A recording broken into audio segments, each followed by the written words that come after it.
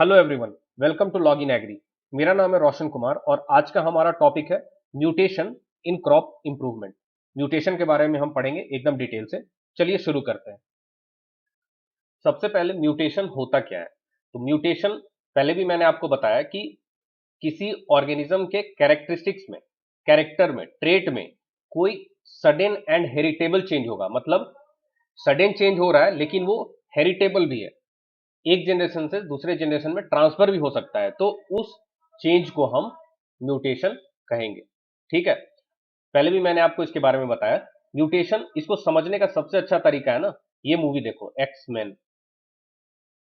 इसमें क्या होता है, जो इसमें जो कैरेक्टर्स होते हैं, जो एक्टर्स होते हैं, उनमें म्यूटेशन के वजह से कुछ सुपर पावर्स डेवलप हो जाते हैं।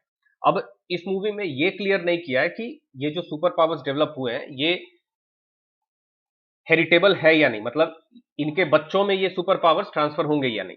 अगर होंगे तभी ये फिर हम इसको म्यूटेशन कहेंगे। ठीक है, एज पर द डेफिनेशन। लेकिन जब इसमें देखोगे तो किसी के हाथ से कुछ नाखून निकल रहा है स्टील का, किसी में गायब होने का सुपर पावर आ गया है, कोई आग निकाल रहा है, कोई बर्फ निकाल रहा है, तो इस तरह के सुपर पावर्स डेवलप हो गए थे बिकॉज ऑफ म्यूटेशन। है ना? आपको समझ में भी आएगा, थोड़ा इंटरेस्ट भी लगेगा, तो इस मूवी को आप देखना।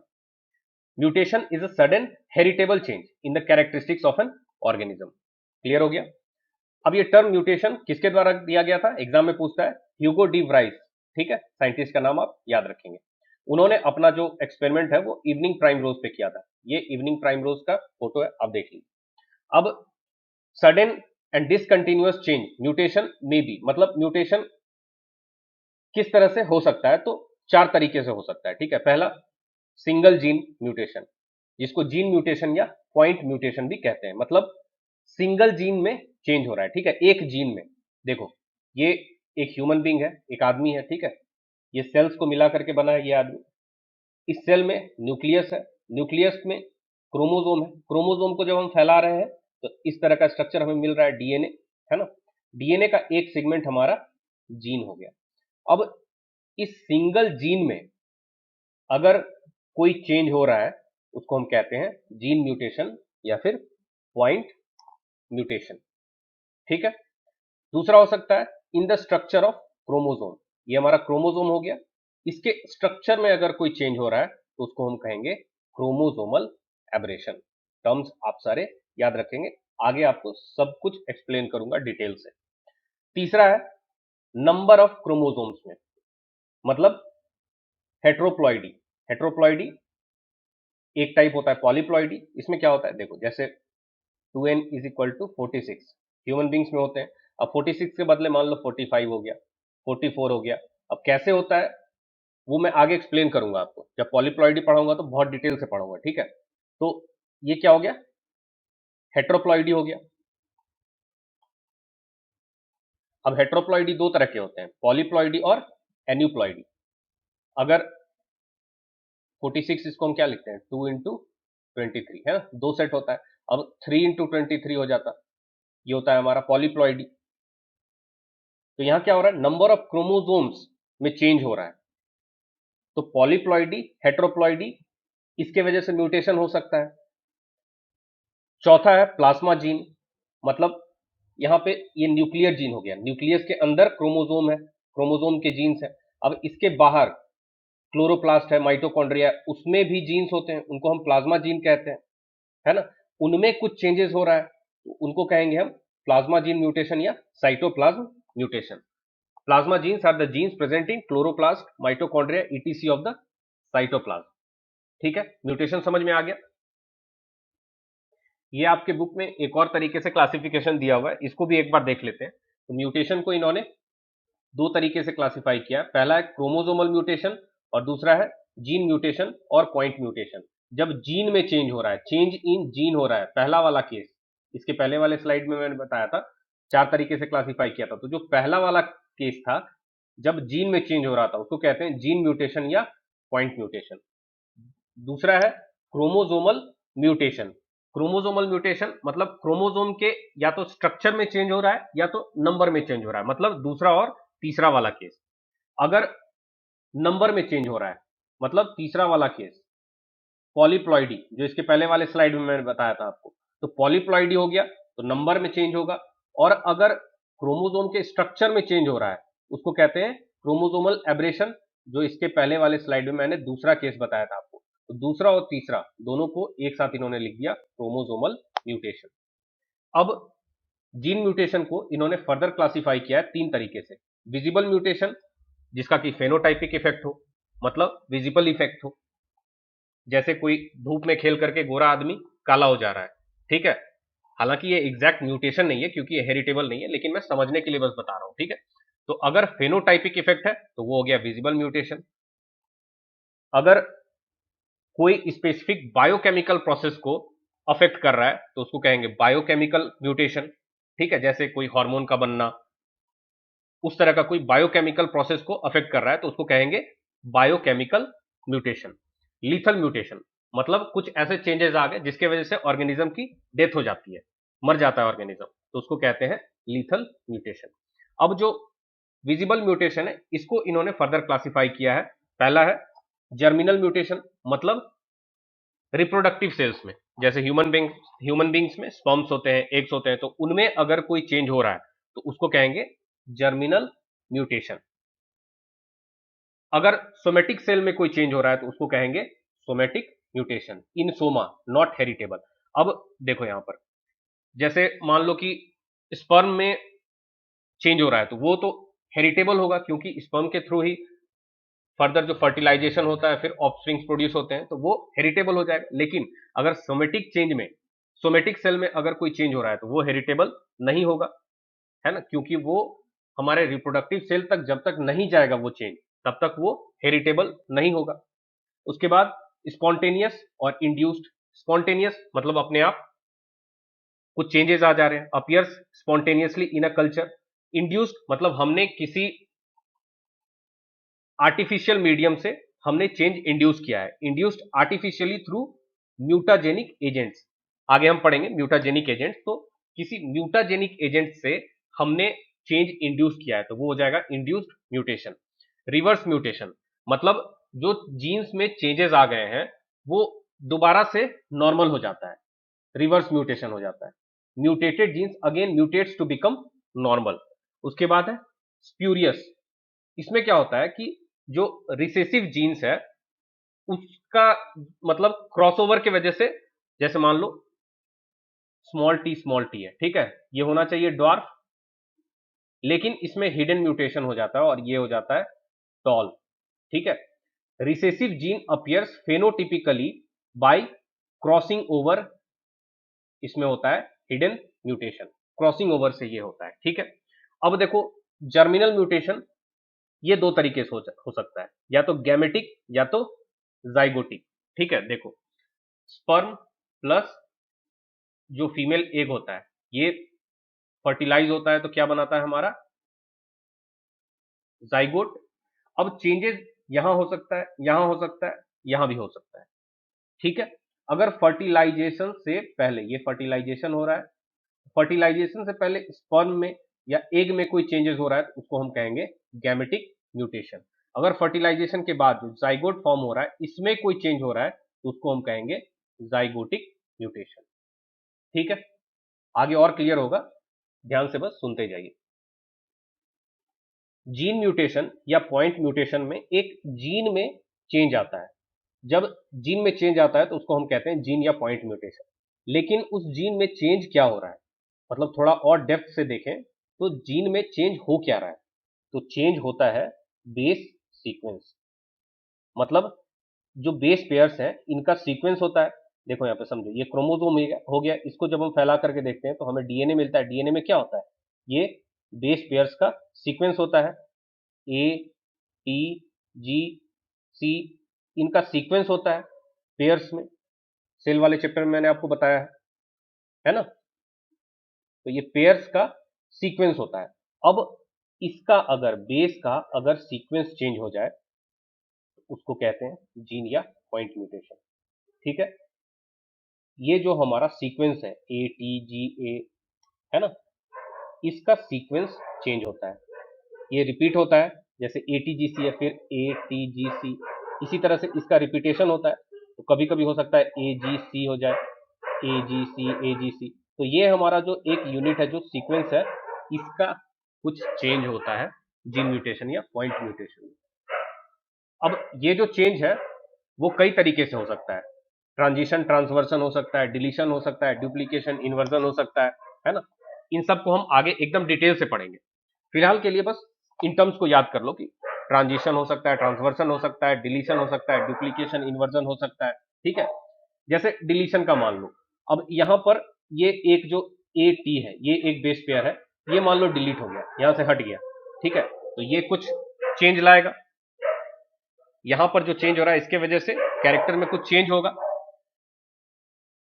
तो ये क्या हो गया हमारा, gene mutation, point mutation. Duplication का केस ले लो, मान लो ये जो पेयर है AT एक बार और रिपीट हो गया, तो चेंज हो रहा है जीन में, तो ये हो गया हमारा जीन या पॉइंट म्यूटेशन। अब ज्यादातर केसेस में ये जो चेंजेस होता है उसका साइट हमें पता नहीं होता है कि कहां पर चेंज हो रहा है, कहां पर डिलीशन हो रहा है, डुप्लीकेशन कहां हो रहा है, वो हमें पता नहीं होता है। लेकिन इसके वजह से म्यूटेशन होता है, वो हमें पता चल जाता है कि म्यूटेशन हो रहा है, लेकिन हम साइट को हम नहीं ढूंढ पाते। अब एक और है हमारा सोमेटिक या बर्ड म्यूटेशन। इसमें क्या होता है, प्रोपेगेशन के समय जब बर्ड प्रोपेगेशन करा रहे होते हैं, रिप्रोडक्शन करा रहे होते हैं, बर्ड्स और सोमेटिक टिश्यूज का जिसको हम यूज करते हैं प्रोपेगेशन में, उसमें अगर कोई म्यूटेशन होता है तो उसको सोमेटिक या बर्ड म्यूटेशन कहते हैं। अब है स्पॉन्टेनियस और इंड्यूस्ड म्यूटेशन। स्पॉन्टेनियस म्यूटेशन मतलब नेचुरली हो रहा है, अपने आप हो रहा है, इसमें कोई बाहर से हम ट्रीटमेंट नहीं दे रहे हैं। ठीक है, spontaneous mutations are such mutations which occur in nature, naturally हो रहा है विदाउट एनी ट्रीटमेंट, कोई ट्रीटमेंट नहीं दिया जा रहा है, given by the man, but at low rate, ये बहुत ही लो रेट से होता है। इसकी फ्रीक्वेंसी होती है 1 in 10 lakhs, इकाई, दहाई, सैकड़ा, हजार, 10,000, लाख, 10 लाख, 6 जीरो है तो 10 to the power 6 हो जाएगा। तो 10 लाख में एक बार होता है, 10 लाख लोगों में मान के चलो एक बार होता है इस तरह का स्पॉन्टेनियस म्यूटेशन। दूसरा है इंड्यूस्ड म्यूटेशन, ये आर्टिफिशियली होता है, मतलब हम कोई ट्रीटमेंट देके कराते हैं, नेचुरली नहीं होता है। Artificially induced by a treatment with certain physical और केमिकल एजेंट्स कॉल्ड म्यूटाजेंस। तो हम म्यूटाजेंस का हेल्प लेते हैं, मतलब म्यूटाजेंस का यूज करके हम ट्रीटमेंट करते हैं और आर्टिफिशियली इंड्यूस करते हैं चेंजेस, उसको कहते हैं हम इंड्यूस्ड म्यूटेशन। ठीक है, अब मान लो फॉर एग्जांपल हमने अपने सीड को उसके ऊपर एक्सरे डाल करके कुछ चेंज करवाया। ठीक है, तो क्या हो गया, हमारा जो एक्सरे है वो एक फिजिकल एजेंट हो गया, वो एक म्यूटाजेन हो गया, उसके वजह से कुछ चेंजेस आ रहे हैं, उसको हम कह रहे हैं इंड्यूस्ड म्यूटेशन। ठीक है, the change in base sequence of A DNA में अकर बाई, अब जो बेस सीक्वेंस में जो चेंज आ रहा है, इससे पहले वाले स्लाइड में मैंने आपको बताया था कि बेस सीक्वेंस में चेंज आता है। जैसे मान लो AUG, ये हमारा क्या हो गया, एक बेस सीक्वेंस हो गया, इसी का रिपीटेशन हो रहा है। ठीक है, अब इसमें जो चेंज आ रहा है वो कई तरीके से आ सकता है, बेस एडिशन या डिलीशन हो सकता है। मतलब जैसे एक नाइट्रोजन बेस है, ये हमारा A, अब मान लो इसका हो जाता है डिलीशन, तो ये हो जाएगा UG। ठीक है, तो ये हो गया डिलीशन। इंसर्शन ऑफ वन और more bases in a DNA molecule is called base addition. अब मान लो कि AUG, ये हो जाता है, एक ऐड हो जाता है AUG। ठीक है, तो ये क्या हो गया, एक A ऐड हो गया इसमें, तो इंसर्शन ऑफ वन और more bases in DNA molecule is called base addition, ये हो गया base addition. The loss of one और more bases is called base deletion, ये हो गया बेस डिलीशन, मतलब एक बेस डिलीट हो जा रहा है। The addition or deletion alters the code words of genes and ultimately results in the production of an inactive or defective protein। तो इससे क्या होता है, inactive या defective protein प्रोड्यूस होता है। ठीक है, कोड को अल्टर कर देता है, इसके वजह से हो सकता है सेल का डेथ भी हो जाए। तो ये हो गया पहला तरीका, बेस एडिशन या डिलीशन। उसके बाद है बेस सब्सटीट्यूशन, मतलब मान लो AUG है, इसमें हो जाता है UUG, ए को यू ने सब्सटीट्यूट कर दिया, तो क्या हो जाता है, nitrogen base of A triplet codon. इस ट्रिपलेट कोडोन में एक नाइट्रोजन बेस है, replaced by another nitrogen base, तो ए को यू ने रिप्लेस कर दिया, तो एक दूसरा नाइट्रोजन बेस है वो रिप्लेस कर देता है। ठीक है, अब ये भी दो तरीके से हो सकता है, टू टाइप्स होते हैं इसके, ट्रांजिशन और ट्रांसवर्सन। अब पहला है ट्रांजिशन। ट्रांजिशन में क्या होता है कि एक प्यूरिन को दूसरा प्यूरिन रिप्लेस कर देता है, या फिर एक पायरिमिडीन को कोई दूसरा पायरिमिडीन रिप्लेस कर देता है। प्यूरिन कौन कौन से होते हैं? ए और जी, एडेनिन गुआनिन। तो ए को जी रिप्लेस कर दे या जी को ए रिप्लेस कर दे कोडॉन में, तो ये हो जाएगा हमारा ट्रांजिशन। या फिर एक पायरिमिडीन कोई दूसरा पायरिमिडीन को रिप्लेस कर दे। पायरिमिडीन कौन कौन से होते हैं? टी, यू, सी। तो मान लो टी को सी रिप्लेस कर दे, थाइमिन को साइटोसिन रिप्लेस कर दे, या फिर साइटोसिन को थाइमिन रिप्लेस कर दे। तो एक पायरिमिडीन दूसरे पायरिमिडीन को रिप्लेस कर रहा है, तो क्या हो जाएगा? कोडॉन में चेंज हो जाएगा। तो इसको कहते हैं हम ट्रांजिशन। अब मान लो कोई हमारा कोड है, मान लो टी ए जी, ठीक है। अब टी को रिप्लेस कर देता है सी, तो ये हो जाएगा सी ए जी, ठीक है। तो टी को सी रिप्लेस कर रहा है, ट्रांजिशन हो रहा है, एक पायरिमिडीन को दूसरा पायरिमिडीन रिप्लेस कर दे रहा है। तो यहां पर एक सब्सटीट्यूशन से एक कोडॉन चेंज हो रहा है। अब इस एक कोडॉन चेंज होने की वजह से कोई एक अमीनो एसिड ही अल्टर होगा, ठीक है। वही यहां पर कह रहा है, one base substitution affects only one codon, thus only one amino acid is altered, ठीक है। अब ये जो ट्रांजिशन होता है, ट्रांजिशनल सब्सटीट्यूशन होता है, ये तीन कारणों से हो सकता है। पहला है टॉटोमेराइजेशन, दूसरा डीअमाइनेशन, तीसरा बेस एनालॉग्स। तीनों को एक एक करके देखते हैं। टॉटोमेराइजेशन में क्या होता है? इलेक्ट्रॉन्स और प्रोटॉन्स का शिफ्ट होता है, जिसके वजह से जो नाइट्रोजन बेस है वो उनके रेयर स्टेट में, मतलब टॉटोमर्स में कन्वर्ट हो जाते हैं। समझो इस बात को। साइटोसिन और एडेनिन, इनमें अमीनो फॉर्म होता है NH2, NH2। जब टॉटोमेराइजेशन होता है तो इसमें एक H कम हो जाता है, ये हो जाता है NH, ठीक है। अब ये ज्वाइन करने के लिए तैयार है किसी के साथ, लिंक करने के लिए। इसी तरह से थाइमिन और गुआनिन, टी और जी, उनमें क्या होता है? केटो फॉर्म होता है, C डबल बॉन्ड O। जब टॉटोमेराइजेशन होता है तो ये हो जाता है C single bond O H, एक H ऐड हो जाता है, ये हो जाता है एनॉल फॉर्म। ये इसका रेयर स्टेट है, टॉटोमर है। इसी तरह से ये इमिनो, ये टॉटोमर है, रेयर स्टेट है, ठीक है। अब ये जो टॉटोमेराइजेशन हो रहा है, इसके वजह से लिंकेज कैपेसिटी चेंज हो जाती है, अल्टर हो जाती है। The tautomers lose their linkage capacity with their normal partner. मतलब अपने जो नॉर्मल पार्टनर होते थे उससे ये चेंज कर लेते हैं, दूसरे पार्टनर के साथ लिंक करने लगते हैं। जैसे एडेनिन, ये किसके साथ लिंक करता है? टी के साथ। लेकिन जब टॉटोमेराइजेशन हो गया तो ए जो है ये सी के साथ लिंक करने लगा, ठीक है। वही कह रहा है यहाँ पे, the tautomers lose their linkage capacity with their normal partner, thus a tautomer of adenine may link with cytosine instead of linking with its normal partner thymine. A T के साथ नॉर्मली लिंक करता है, लेकिन अब ये ए सी के साथ करने लगा। नेक्स्ट है डीअमाइनेशन। डीअमाइनेशन में क्या होता है? जो डीएनए बेस में अमीनो ग्रुप होता है, NH2 ग्रुप होता है, इसको रिप्लेस कर दिया जाता है OH हाइड्रोक्सिल ग्रुप के द्वारा, ठीक है। हाइड्रोक्सिल ग्रुप NH2 को रिप्लेस कर देता है, OH NH2 को रिप्लेस कर देता है, ठीक है। डीअमाइनेशन कन्वर्ट्स साइटोसिन टू यूरासिल। अब सी को किसमें चेंज कर देगा? यूरासिल में। अब यूरासिल किसके साथ पेयर करेगा? एडेनिन के साथ, ठीक है। गुआनिन को किसमें कर देगा? जेंथिनिन। गुआनिन, जेंथिनिन को X लिख देते हैं, ठीक है। ये मतलब बीच का होता है, ये फाइनल प्रोडक्ट नहीं है। Xanthine which pairs by two hydrogen bonds with cytosine, जो कि साइटोसिन के साथ दो बॉन्ड के साथ पेयर करता है, ठीक है। तीसरा कॉज है बेस एनालॉग्स। ट्रांजिशन का तीसरा कॉज बेस एनालॉग्स।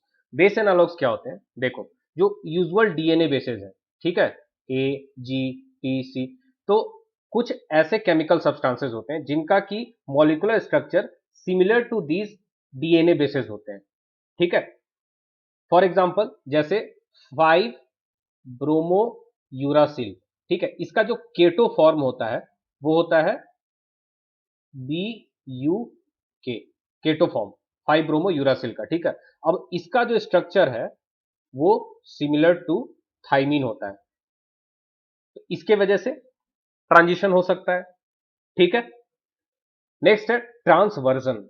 ट्रांसवर्जन में क्या होता है, जैसे इसके पहले ट्रांजिशन में क्या हो रहा था, प्यूरिन को प्यूरिन रिप्लेस कर रहा था, पायरिमिडीन को पायरिमिडीन ही रिप्लेस कर रहा था। यहां पर क्या होता है, प्यूरिन को पायरिमिडीन रिप्लेस करता है या पायरिमिडीन को प्यूरिन रिप्लेस करता है। देखो यहां पर प्यूरिन क्या क्या था, ए जी, ए को जी रिप्लेस कर रहा था पहले ट्रांजिशन वाले केस में, या जी को ए रिप्लेस कर रहा था, ठीक है। या फिर पायरिमिडीन टी सी यू, तो इनमें आपस में रिप्लेसमेंट हो रहा था। अब यहां पर क्या होता है, ए को टी रिप्लेस कर देता है या जी को टी रिप्लेस कर देता है, ए को सी रिप्लेस कर देता है, ठीक है। अब इसके 8 डिफरेंट टाइप्स ऑफ पॉसिबल ट्रांसवर्सन होते हैं, ठीक है। 8 तरह के ट्रांसवर्सन होते हैं, देखो कैसे। अब इसका और इसका, ठीक है, इसमें यू नहीं होता है, इसमें एजी और टीसी सिर्फ होगा, ठीक है। कैसे कैसे होगा, देखो ए को टी रिप्लेस कर देगा, ए को सी रिप्लेस कर देगा, या फिर जी को टी रिप्लेस कर देगा, फिर जी को सी रिप्लेस कर देगा। अब इन सब का वाइस वर्सा भी हो सकता है, टी का ए से रिप्लेसमेंट हो जाएगा, या सी को ए रिप्लेस कर देगा, या टी को जी रिप्लेस कर देगा। इन सब का उल्टा कर रहे हैं यहाँ पे, देखो सी को जी रिप्लेस कर देगा। तो इस तरह के टोटल 8 पॉसिबल ट्रांसवर्सन है ना, वही यहां पर कह रहा है, there are 8 different types of possible transversion. One transversion affects only one codon. अब एक ट्रांसवर्सन से एक कोडॉन पे असर पड़ेगा, hence replaces only one amino acid. तो इससे एक अमीनो एसिड ही सिर्फ चेंज होगा in the concern protein. The transversion mutation is first of all reported by Freese, ठीक है। 1959 में फ्रीज ने सबसे पहले ट्रांसवर्जन म्यूटेशन जो होता है उसको रिपोर्ट किया था। म्यूटेशन के कुछ कैरेक्टरिस्टिक्स हैं, इनको देखते हैं एक एक करके। सबसे पहले म्यूटेशन ज्यादातर रिसेसिव होते हैं, कभी कभी डोमिनेंट होते हैं, ज्यादातर रिसेसिव होते हैं, जनरली हार्मफुल होते हैं। मतलब जो एक्समैन मूवी में दिखाया ना कि म्यूटेशन से सुपर पावर डेवलप हो रहा है, तो वो कभी कभी होता है, जनरली हार्मफुल होते हैं, मतलब ऑर्गेनिज्म की डेथ भी हो सकती है, सेल का डेथ हो सकता है। तो mutations are generally harmful to the organism. Mutations are random, that is occur in any gene, मतलब म्यूटेशन बहुत ही रैंडम होता है, उनका कोई फिक्स जगह नहीं है, कहीं भी जीन में चेंजेस हो सकते हैं, रैंडमली अकर होते हैं। Mutations are recurrent, that is same mutation may occur again and again, तो रिकरेंट होते हैं, मतलब सेम चेंजेस बार बार हो सकता है। Induced mutations commonly show pleiotropy. Induced mutation जो होता है वो प्लियोट्रॉपी शो करता है। प्लियोट्रॉपी मतलब एक जीन कई कैरेक्टर के लिए रिस्पॉन्सिबल होता है, ठीक है। एक ही जीन कई कैरेक्टर के लिए रिस्पॉन्सिबल होता है। ये क्यों होता है, often due to mutations in closely linked genes, मतलब एक जीन में चेंज हो रहा है, ठीक है, लेकिन इसके जो क्लोजली रिलेटेड जीन्स है उनमें भी चेंजेस हो जाते हैं, इसके वजह से प्लियोट्रॉपी शो करने लगता है। म्यूटाजेंस को डिटेल से पढ़ते हैं। म्यूटाजेंस होते क्या है, सबसे पहले तो म्यूटेशन को इंड्यूस करने के लिए जिन एजेंट्स का हम यूज करते हैं वो होते हैं म्यूटाजेंस। एजेंट्स जिनका यूज किया जा रहा है म्यूटेशन के लिए उनको म्यूटाजेंस कहते हैं। म्यूटाजेंस फिजिकल भी हो सकते हैं, केमिकल भी हो सकते हैं, फिजिकल और केमिकल म्यूटाजेंस। फिजिकल मतलब जैसे रेडिएशन का जब हम यूज करते हैं, जैसे X rays, gamma rays, alpha beta, ultraviolet rays, इनका यूज करके अगर हम म्यूटेशन कर रहे हैं तो ये हो गया हमारे फिजिकल म्यूटाजेंस। अगर किसी केमिकल का यूज करके, जैसे सोडियम अजाइड, हाइड्रोक्सिलामाइन, इनका यूज करके अगर हम म्यूटेशन कर रहे हैं तो ये हो गया हमारे chemical mutagens. Chemical mutagens. Mutagenic action of X-rays on Drosophila was discovered by Mueller in 1927। Muller को नोबेल प्राइज भी मिला था 1946 में। उसके बाद बार्ले और मेज में गैमा रेज और एक्स रेज का म्यूटाजेनिक एक्शन, इसकी डिस्कवरी की थी स्टैडलर ने। दोनों साइंटिस्ट इंपॉर्टेंट है, म्यूटाजेंस से रिलेटेड है। अब देखिए फिजिकल म्यूटाजेंस जो रेडिएशंस होते हैं उनको हम फर्दर क्लासिफाई करते हैं आयोनाइजिंग रेडिएशंस और नॉन आयोनाइजिंग रेडिएशंस से। आयोनाइजिंग रेडिएशंस जैसे alpha beta X rays, non ionising radiations जैसे कि अल्ट्रावायलेट रेडिएशंस। अब आयोनाइजिंग रेडिएशंस भी उनको हम फर्दर दो तरह से क्लासिफाई करते हैं, एक पार्टिकुलेट रेडिएशंस और दूसरा non particulate radiations. Particulate radiations जो कि न्यूट्रॉन, प्रोटॉन, इलेक्ट्रॉन पार्टिकल्स से बनते हैं, ठीक है। नॉन पार्टिकुलेट रेडिएशंस ये इलेक्ट्रोमैग्नेटिक रेडिएशंस होते हैं, ठीक है। देखिए इस फिगर को देखिए, थोड़ा बहुत आइडिया लग जाएगा आपको, इससे ज्यादा की जरूरत भी नहीं है। अल्फा रेज 2 प्रोटॉन 2 न्यूट्रॉन को मिला करके बना है, ठीक है। Beta rays high energy electrons हैं, तो यहां पार्टिकल्स हैं, neutron proton electron. Gamma rays X rays ये क्या है, इलेक्ट्रोमैग्नेटिक रेडिएशन है, ठीक है। न्यूट्रॉन रेज फ्री न्यूट्रॉन्स हैं, ठीक है। तो पार्टिकुलेट ये दोनों क्या हो गए हमारे, पार्टिकुलेट हो गए, ये हमारे क्या हो गए, नॉन पार्टिकुलेट, ये क्या हो गया, पार्टिकुलेट हो गया, ठीक है। पार्टिकुलेट रेडिएशंस में आ गए alpha rays, beta rays, fast neutrons और थर्मल न्यूट्रॉन्स। इसमें से अल्फा, फास्ट न्यूट्रॉन्स और थर्मल न्यूट्रॉन्स ये तीनों है densely ionising radiation, DIR। DIR क्या होता है, वो रेडिएशन जिनका की LET वैल्यू हाई होता है। अब LET क्या होता है, लीनियर एनर्जी ट्रांसफर, मतलब जैसे मान लो अल्फा रेज है तो वो फोटॉन से मिलकर के बने। अब ये एक फोटॉन है, ये जब यहां से यहां आया आयोनाइजेशन करने के लिए मूव कर रहा है, तो पर यूनिट लेंथ ये कितना एनर्जी रिलीज करेगा, ठीक है, एनर्जी रिलीज कर रहा है और फिर इसी एनर्जी से आयोनाइजेशन होता है, तो ये पर यूनिट लेंथ कितना एनर्जी रिलीज करेगा वो हो जाता है लीनियर एनर्जी ट्रांसफर। तो जो डेंसली आयोनाइजिंग रेडिएशंस होते हैं उनका LET हाई होता है और ये ज्यादा आयोनाइजेशन करेंगे, जब ज्यादा एनर्जी रिलीज करेंगे तो आयोनाइजेशन भी ज्यादा होगा, आयोनाइजेशन भी ज्यादा होता है, ठीक है, हाई होता है। तो अल्फा रेज, फास्ट न्यूट्रॉन्स और थर्मल न्यूट्रॉन्स ये तीनों है DIR, densely ionising radiations. Beta rays है स्पार्सली आयोनाइजिंग, मतलब LET इसका लो होता है। नॉन पार्टिकुलेट रेडिएशंस में मतलब इलेक्ट्रोमैग्नेटिक रेडिएशन जैसे कि एक्स रेज, गामा रेज, ये दोनों एक्स रेज और gamma rays sparsely ionising radiations होते हैं। फिर नॉन आयोनाइजिंग रेडिएशंस में अल्ट्रावायलेट रेडिएशंस आ जाते हैं।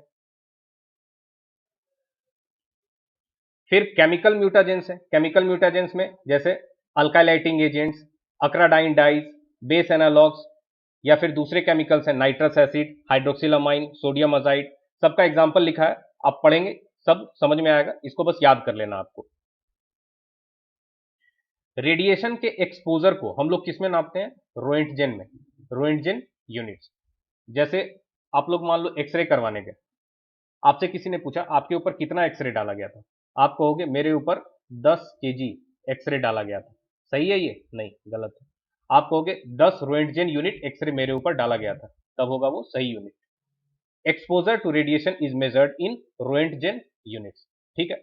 अब एक्सपोजर क्या होता है, मान लो ये खाली कमरा है, ठीक है, इसमें हमने एक्सरे डाल दिया, एक्सरे यहां से यहां तक आया, ठीक है। तो इस एक्सरे ने इस पूरे ड्राई एयर में, ये कमरा है ड्राई एयर से भरा हुआ है, कितना इलेक्ट्रिक चार्ज प्रोड्यूस किया, ठीक है, amount of charge divided by mass of air, मतलब यहां पर एयर कितना है, मास ऑफ एयर, ठीक है, इसको कहते हैं हम exposure. Exposure is the electric charge produced in dry air under standard conditions by X rays और gamma rays divided by the mass of the air, ठीक है। वन रोएंटजेन कितना होता है, 2.58 into 10 to the power -4 coulomb per KG air. तो one roentgen कितना होगा, अगर ये एक्सरे या gamma rays 2.58 into 10 to the power -4 coulomb, charge को हम लोग किस में नापते हैं, कूलम में, तो इतना कूलम अगर चार्ज प्रोड्यूस कर रहा है और यहां पर 1 kg एयर है इस कमरे में, तो हम कहेंगे 1 रोएंटजेन एक्सपोजर है इस एक्सरे का या गामा रेज का, ठीक है। 1 कूलम कितना होता है, मान लो ये हमारा एक कंडक्टर है, इसमें हमने 1 एम्पियर करंट दे दिया, करंट को किस में नापते हैं, एम्पियर में। 1 एम्पियर करंट दे दिया तो 1 सेकेंड में इसमें कितना चार्ज फ्लो होगा, टाइम हो गया 1 सेकेंड, चार्ज कितना हो गया, जो चार्ज फ्लो कर रहा है अमाउंट ऑफ चार्ज वो हो जाएगा हमारा 1 कूलम, ठीक है। कंडीशन क्या क्या है, 1 एम्पियर करंट होना चाहिए, 1 सेकेंड में हम नापेंगे, जो चार्ज होगा कंडक्टर में उसको कहेंगे 1 coulomb. 1 coulomb is the charge that flows in 1 second through a conductor that is carrying a current of 1 ampere. 1 electron, एक इलेक्ट्रॉन में चार्ज कितना होता है, 1.6 into 10 to the power -19 coulomb. अब देखो आ गया, LET, linear energy transfer. Linear energy transfer क्या होता है? अमाउंट ऑफ एनर्जी डिपॉजिटेड और लॉस्ट बाय ए पार्टिकल और photon per unit length of its path. मतलब एक फोटोन है, ये एक यूनिट लेंथ जब ट्रेवल कर रहा है, ठीक है, तो ये कितना एनर्जी रिलीज कर रहा है, एनर्जी डिपॉजिटेड और लॉस्ट बाय द फोटोन, इसको कहते हैं हम एलईटी, लीनियर एनर्जी ट्रांसफर। उसके बाद है स्पार्सली आयोनाइजिंग रेडिएशन, मतलब एसआईआर। इसके पहले मैंने आपको बताया था, such radiations which produce a few ionisations per micron of its path having low LET value. मतलब लो एलईटी वैल्यू होता है, कम एनर्जी रिलीज करता है और फ्यू आयोनाइजेशंस करता है, आयोनाइजेशन भी कम करता है, are called sparsely ionising radiation, जैसे कि X rays, gamma rays. Densely ionising radiations DIR क्या होता है? सेवरल आयोनाइजेशंस करते हैं per micron having high LET, LET high होता है, मतलब यहां से यहां तक ट्रेवल कर रहे हैं तो एनर्जी ज्यादा रिलीज करेंगे, हाई एलईटी हो गया। इनका एग्जांपल है alpha particles, fast and thermal neutrons. Alpha particles दो प्रोटॉन और दो न्यूट्रॉन को मिलाकर के बनता है, तो दो न्यूट्रॉन्स, इनका टोटल चार्ज कितना हो गया? 0। दो प्रोटॉन, एक प्रोटॉन का एक प्लस चार्ज हुआ, दो प्रोटॉन का दो प्लस चार्ज हो गया, तो नेट चार्ज कितना हो गया? प्लस प्लस चार्ज, ठीक है। प्रोड्यूस कैसे होता है? तो हेवियर एलिमेंट्स के जो रेडियो एक्टिव आइसोटॉप्स होते हैं उनके फ्यूजन से। देखो, फ्यूजन होता है एक, तो मतलब दो छोटा छोटा ये मिल करके एक बड़ा बना दिया, ये हो गया फ्यूजन, एफ यू, ठीक है। अब एक बड़ा है, ये टूट करके दो छोटा छोटा में बट गया, ये हो गया क्या हमारा? फ्यूजन, ठीक है। अल्फा पार्टिकल्स कैसे प्रोड्यूस होते हैं? इससे, फ्यूजन से, fusion of radio active isotopes of heavier elements.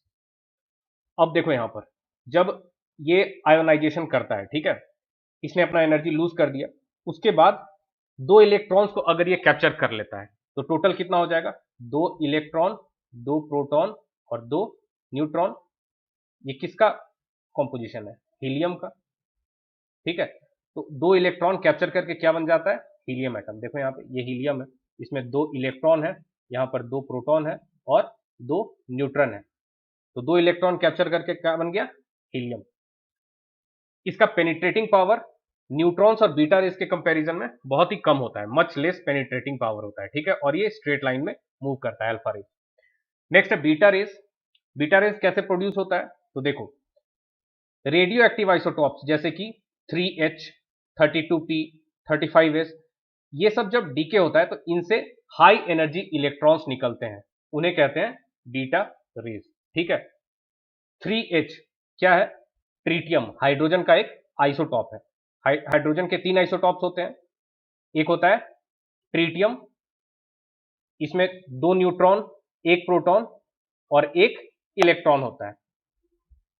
इसमें से जब इलेक्ट्रॉन रिलीज होता है, हाई एनर्जी इलेक्ट्रॉन, उसको हम कहते हैं बीटा रेस, ठीक है। इसी तरह से 32 फॉस्फोरस, 35 सल्फर, इनसे भी हाई एनर्जी इलेक्ट्रॉन्स रिलीज होते हैं, उनको हम बीटा रेस कहते हैं।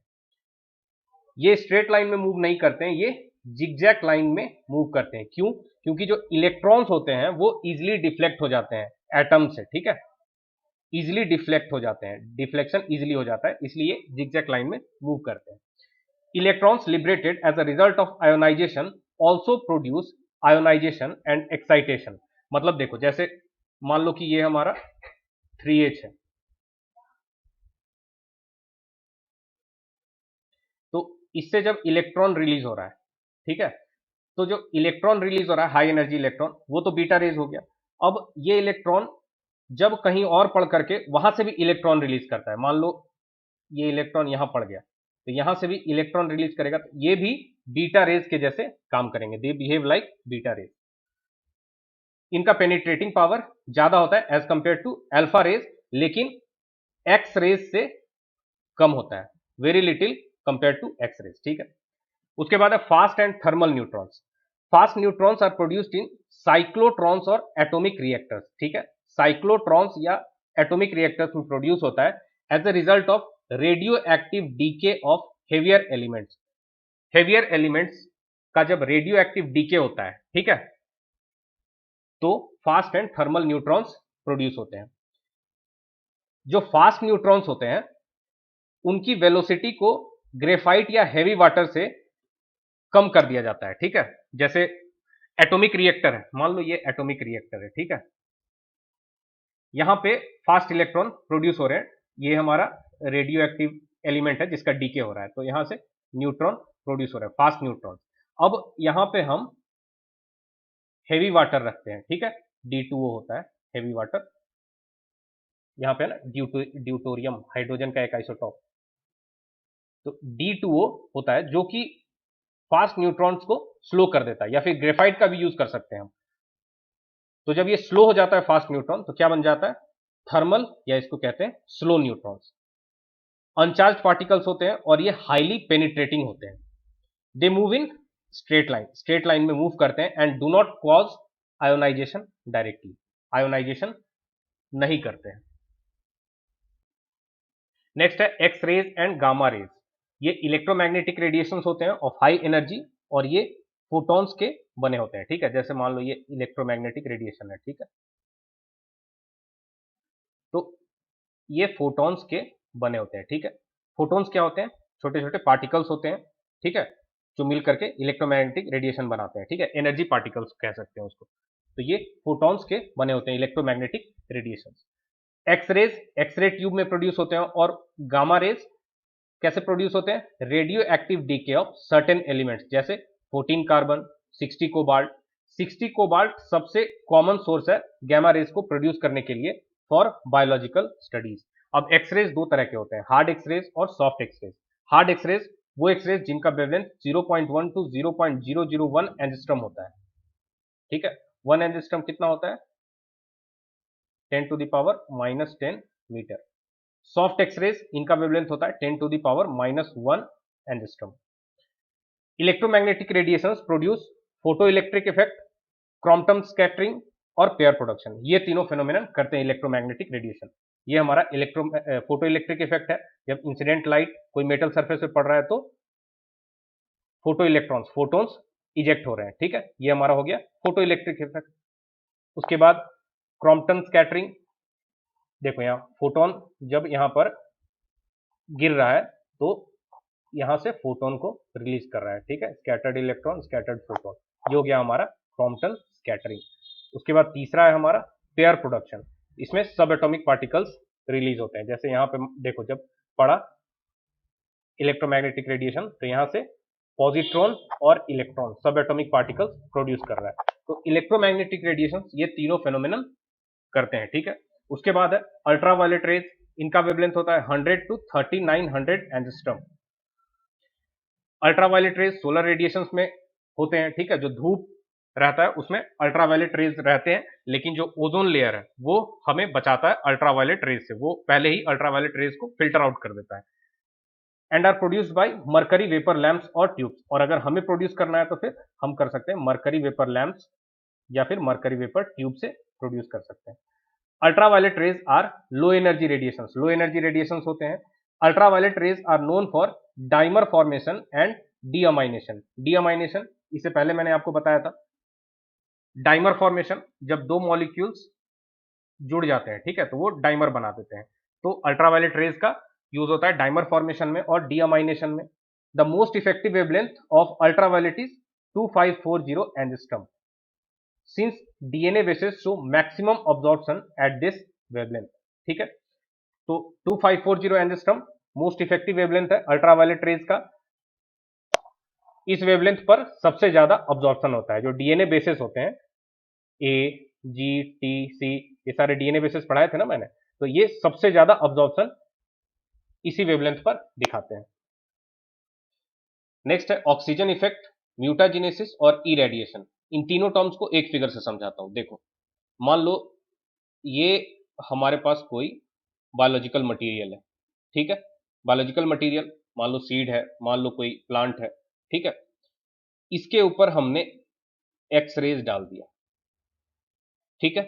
अभी के लिए हम एक्स रेज मान ले रहे हैं, यहां पर एक्सरे भी हो सकता है, गामा रेज भी हो सकता है, यूवी रेज भी हो सकता है। अब इससे क्या होगा, इस रेज से यहां पर आयंस फॉर्म होंगे, ठीक है। आयंस मतलब जैसे मान लो कोई एटम है, ठीक है, इससे इलेक्ट्रॉन निकल गया तो ये आयन बन गया, इसमें इलेक्ट्रॉन जुड़ गया तो ये आयन बन गया, ठीक है। तो इलेक्ट्रॉन वगैरह का चेंजेस होता है, तो आयंस का फॉर्मेशन होता है। तो इस प्रोसेस को हम क्या कहेंगे, जब हम इस पर रेडिएशन डाल रहे हैं, एक्सपोजर कर रहे हैं इस बायोलॉजिकल मटेरियल का रेडिएशन में, तो इसको कहते हैं ई रेडिएशन। ठीक है, ई radiation, exposure of a biological material to a radiation like X rays, gamma rays etcetera. इसका इफेक्ट क्या हो रहा है, इसमें आयोनाइजेशन हो रहा है। फिर आयोनाइजेशन से क्या होगा, आयोनाइजेशन से होगा म्यूटेशन। ठीक है, और जो मैकेनिज्म होता है, मतलब जैसे कोई एक्सरे है, कोई गामा रेज है, सारे के सारे आयोनाइजेशन ही करते हैं, लेकिन जो एग्जैक्ट मैकेनिज्म होता है एक्स रेज का, गामा रेज का, सबका अलग अलग होता है, बट बेसिकली सारे आयोनाइजेशन करते हैं। The mechanism of ionisation differs to some extent from one radiation to other. अब दूसरा टर्म है म्यूटाजेनेसिस। तो यहां पर आयोनाइजेशन हो रहा है, इससे क्या हो रहा है, फिर म्यूटेशन हो रहा है, अल्टीमेटली यहां पर म्यूटेशन हो रहा है, इसके कैरेक्टर्स में चेंज हो रहे हैं, है ना, कैरेक्टर्स में, ट्रेड्स में चेंजेस आ रहे हैं। तो इस प्रोसेस को क्या कहेंगे, म्यूटाजेनेसिस, मतलब म्यूटेशन इंड्यूस हो रहा है। Treating of a biological material with a mutagen in order to induce mutations is known as mutagenesis. तो ये हो गया म्यूटाजेनेसिस, इरेडिएशन करने से म्यूटेशन हो रहा है, इस पूरे प्रोसेस को क्या कहेंगे, म्यूटाजेनेसिस। अब मान लो ये कमरा में हो रहा है सब कुछ, ठीक है, इसमें ऑक्सीजन भर दिया हमने, ठीक है, तो ये जो रेडिएशन है इसका इफेक्ट ये बढ़ जाएगा, पावर इसकी बढ़ जाएगी म्यूटाजेनेसिस करने की। ठीक है, अगर ये एलईटी है, लो एनर्जी ट्रांसफर वाला रेडिएशन है, तो इसका इफेक्ट ज्यादा हो जाएगा। अब हाई एनर्जी ट्रांसफर वाला नहीं हो जाएगा, लेकिन एज कंपेयर टू एलईटी ज्यादा हो जाएगा। ठीक है, ऑक्सीजन इफेक्ट क्या हो जाता है, oxygen enhances the biological effects of particularly low LET radiations. Oxygen जो है वो इनहेंस कर देता है biological effects of particularly low LED radiations. ठीक है, ऑक्सीजन इफेक्ट क्लियर हो गया, म्यूटाजेनेसिस क्लियर हो गया, इरेडिएशन क्लियर हो गया। ठीक है, अब जेनेटिक इफेक्ट्स क्या होता है रेडिएशन का, डीएनए के ऊपर। ठीक है, सबसे पहले चेंज इन बेस, जैसे मान लो हमारे पास बेस क्या क्या था, ए जी टी सी, ये सारे बेस थे ना, इनमें डीअमाइनेशन हो सकता है। जैसे NH3 है अगर इसमें, तो NH3 एक कम हो जाएगा, सब्सट्रैक्ट हो जाएगा, तो डीअमाइनेशन हो जाएगा। लॉस ऑफ ए बेस हो सकता है ए हट जाए, तो ये लॉस हो जाएगा। Breaking of hydrogen bonds in DNA, DNA कैसे होता है, ऐसे होता है ना,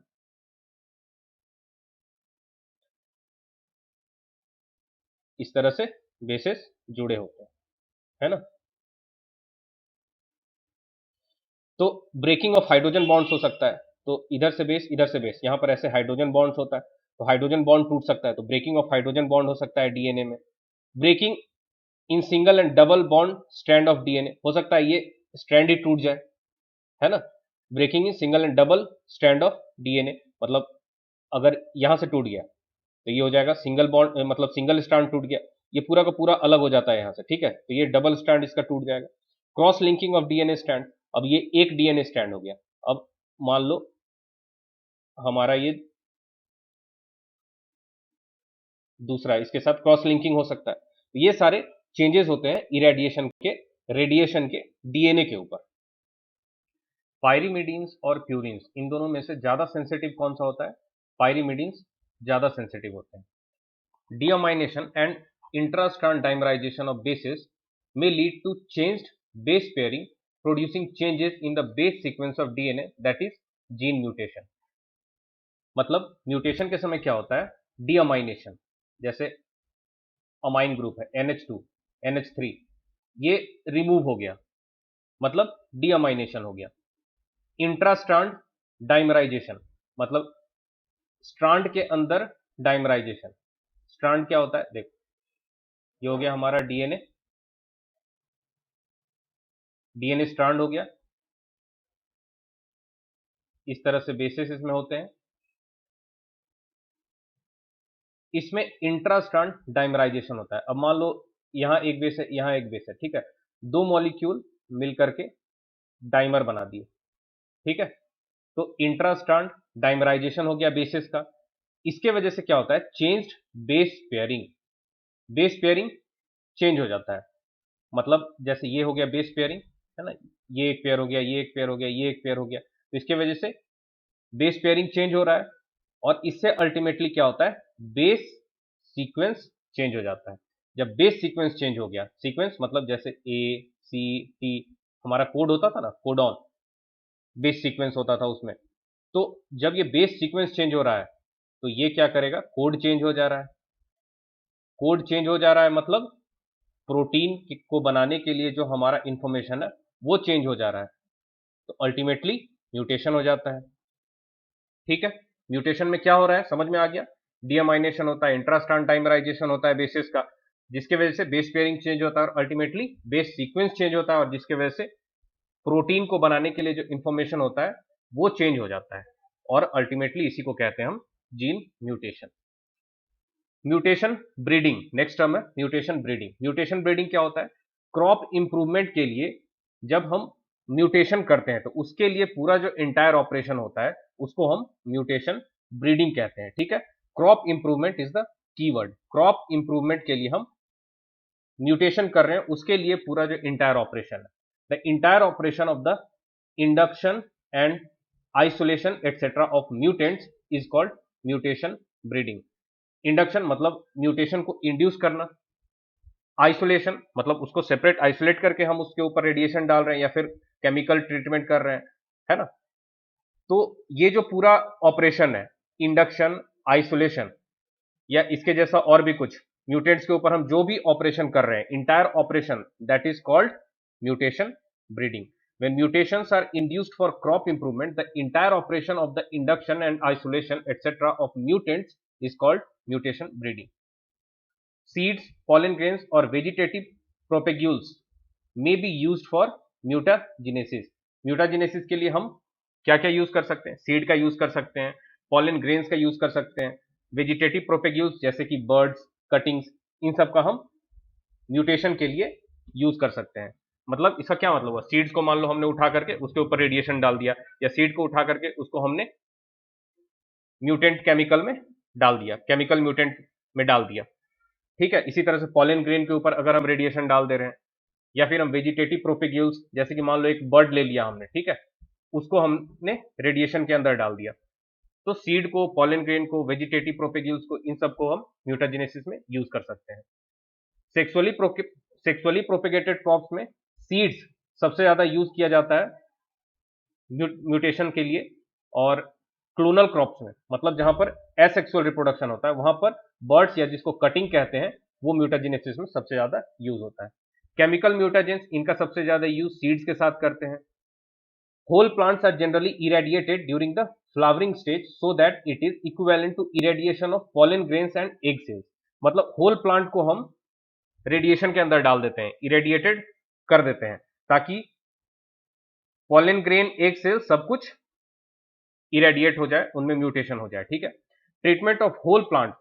अब देखो, होल प्लांट को अगर हम म्यूटेशन में डाल रहे हैं तो उसके लिए पूरा एक कंप्लीट स्पेशल फैसिलिटी चाहिए होता है जिसको कि गामा गार्डन कहते हैं। ठीक है, गामा गार्डन मतलब जहां पर पूरे प्लांट को हम लोग ट्रीटमेंट देते हैं, जो म्यूटाजेनेसिस करना होता है उसके लिए जो पूरा ट्रीटमेंट होता है वो गामा गार्डन में होल प्लांट्स को दिया जाता है। ठीक है, गामा गार्डन क्या होता है, चलो मैं बनाता हूं गामा गार्डन। गामा गार्डन में सबसे पहले होता है थिक वाल्स। ठीक है, ये मान लो मैंने इसका एक वाल बना दिया, ठीक है, उसके बाद ये दूसरे साइड का वाल हो गया, उसके बाद ये तीसरे साइड का वाल हो गया, और इसको मैंने जोड़ दिया तो ये हो गया चौथे साइड का वाल। एक ऊपर से छत हो गया, एक नीचे से फ्लोर हो गया, सारे थिक वाल्स होते हैं। ठीक है, तो area enclosed by thick high walls, इसमें क्या होता है, इरेडिएशन जाता है, बीच में यहां पर होता है 60 कोबाल्ट।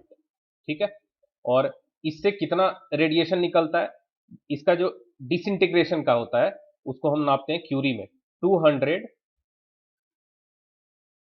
क्यूरी, इतना डिसइंटीग्रेशन इसका होता है और इससे फिर रेडिएशन निकलता है। ठीक है, गामा गार्डन क्या होता है, it is an area subjected to gamma irradiation, 60 cobalt से गामा रेज निकल रहे हैं। ठीक है, गामा इरेडिएशन निकल रहा है। This area is enclosed by thick high walls, ये सारे वॉल्स हैं।